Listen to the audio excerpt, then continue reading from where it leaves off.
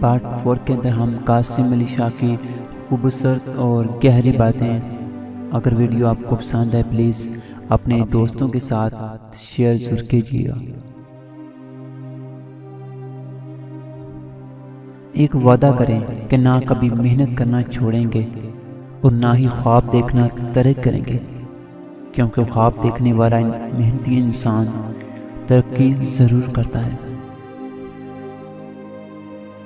ایک تجربہ کر کے دیکھیں، 24 گھنٹے کے لیے کوئی گلہ شکوہ نہیں کرنا، پھر دیکھیں زندگی آپ کو ایک نیا رخ دکھاتی ہے. دل مردہ کو زندہ کرنے کے لیے ہمیں فکر کا سکون توڑنا ہوگا، اور اس کے لیے کلام اقبال بہترین ہتھیار ہے. شوق کا راستہ ہی خدا کا راستہ ہے، کیونکہ اس راستے پر انسان کو اپنے کام سے اتنی لگن اور محبت ہو جاتی ہے کہ اس کا کام عبادت بن جاتا ہے. بڑا انسان اپنے کام اور وقت کو اس طرح استعمال کر رہا ہوتا ہے کہ آنے والے وقت میں لوگ اس سے فائدہ حاصل کر سکیں. بڑے انسان کے ہاتھ میں زمانے کی تقدیر لکھی ہوتی ہے، اور چھوٹے انسان کی تقدیر دوسروں کے ہاتھ میں لکھی ہوتی ہے. اللہ نے بغیر کسی مقصد کے کوئی چیز تخلیق کا کوئی مقصد ہے.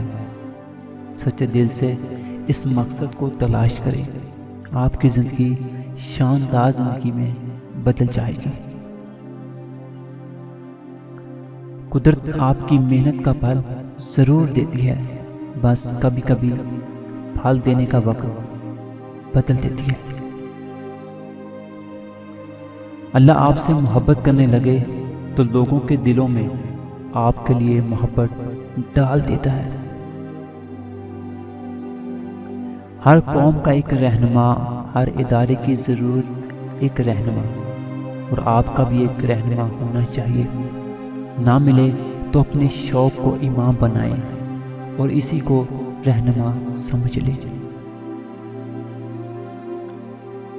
جینے کا جو تلاش کر لو، مرنے کا خوف ختم ہو جائے گا.